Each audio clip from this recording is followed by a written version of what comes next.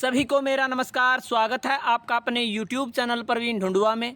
फिर हाजिर हैं एक और बड़ी अपडेट के साथ। अपडेट काफ़ी महत्वपूर्ण है साथियों हरियाणा के एचकेएन कर्मचारियों के लिए, क्योंकि बार बार हमारे पास मैसेज आ रहे थे और बार बार जो नई नई अपडेट सामने आ रही है कच्चे कर्मचारियों को पक्का करने को लेकर, तो इस वीडियो में काफ़ी सारे डाउट आपके क्लियर हो जाएंगे कि कौन से कर्मचारी पक्के होंगे। क्योंकि बार बार अलग अलग संगठन और हरियाणा में अलग अलग तरीके से कच्चे कर्मचारी भर्ती किए गए हैं हरियाणा सरकार द्वारा, जिसमें कोई पार्ट 2 से है, कोई पार्ट 1 से है, कोई ठेकेदारी प्रथा के माध्यम से है या एजेंसी के माध्यम से है। तो सभी डाउट यहाँ पर क्लियर होंगे साथियों। कौन से कर्मचारी पक्के होंगे, 5 साल वाले होंगे, 7 साल वाले होंगे या 10 साल वाले होंगे। तो इस वीडियो में हम बताने वाले साथियों कि हरियाणा कौशल रोजगार निगम में जो कर्मचारी पोर्ट हुए हैं, यानी पहले वो किसी भी डिपार्टमेंट में कच्चे लगे हुए थे और सरकार ने जैसे ही हरियाणा कौशल रोजगार निगम का गठन किया 1 नवंबर 2021 को, उसके बाद से लगातार सरकार द्वारा कच्चे कर्मचारियों को पोर्ट किया गया हरियाणा कौशल रोजगार निगम में। तो उन कर्मचारियों के लिए पहली बार बड़ी अपडेट सामने आई है कि उनको भी पक्का करने का कदम उठा लिया है सरकार ने। पॉलिसी तैयार है, अंतिम चरण में है, केवल फैसला ये बाकी है कि 5 साल वाले पक्के होंगे या 7 साल या 10 साल वाले। उसके अलावा बिना पोर्ट हुए कर्मचारियों का क्या होगा, इनकी संख्या लगभग 1.5 लाख के आसपास हो चुकी है। तो कैसे फ़ायदा देगी सरकार, पूरी डिटेल से आप जानना चाहते हैं तो चैनल को सब्सक्राइब कर लें और वीडियो को लास्ट तक जरूर देखें। चलिए शुरू करते हैं। तो जैसा कि आप स्क्रीन पर देख पा रहे हैं, हरियाणा कौशल रोजगार निगम में पोर्ट हुए कर्मचारी हो सकते हैं रेगुलर। तो काफ़ी बड़ी अपडेट है साथियों हरियाणा में लगभग 1.5 लाख एचकेएन कर्मचारियों के लिए, क्योंकि सरकार अब जो हरियाणा कौशल रोजगार निगम में कर्मचारी पोर्ट हुए हैं, यानी जो पहले किसी भी डिपार्टमेंट से लगे हुए थे, चाहे वो आउटसोर्सिंग पॉलिसी पार्ट 1 में हो, ठेकेदार के माध्यम से हो, एजेंसी के माध्यम से हो, और उन्हें हरियाणा कौशल रोजगार निगम के गठन के बाद पोर्ट कर दिया गया हरियाणा कौशल रोजगार निगम में। तो उन कच्चे कर्मचारियों के लिए बहुत ही बड़ी अपडेट है कि हरियाणा सरकार जो हरियाणा कौशल रोजगार निगम में पोर्ट हुए थे उन कर्मचारियों को रेगुलर कर सकती है। ये मामला बिल्कुल विचार में है।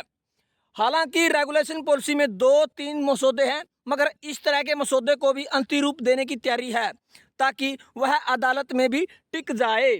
इसलिए एक मसौदा है कि जो अस्थायी कर्मचारी सरकारी विभागों, बोर्डों, निगमों और सरकार के संगठनों में कॉन्ट्रैक्ट पर लगे हुए हैं और वे हरियाणा कौशल रोजगार निगम में पोर्ट हो गए हैं, उन्हें रेगुलर कर दिया जाए। इसके लिए 10 साल, 7 साल, 5 साल की सेवा में भी अंतिम फैसला करना है कि कितने साल तक की सेवा वाले अस्थायी कर्मचारियों को रेगुलर किया जाना है। अभी कुछ कर्मचारी ऐसे हैं जो हरियाणा कौशल रोजगार निगम में पोर्ट नहीं हुए हैं और बोर्डों, निगमों में ही कार्यरत हैं। जब पॉलिसी फाइनल होगी तो सबसे पहले ऐसे कर्मचारियों के बारे में फैसला होगा। जिन पदों पर ये कर्मचारी रेगुलर होंगे उनका डिमिनिशिंग कैडर होगा। अभी तक के प्रस्ताव के मुताबिक रेगुलर होने वाले कर्मचारियों को नई पुरानी पेंशन का लाभ नहीं मिलेगा, मगर वे 58 साल तक सेवा में बने रहेंगे।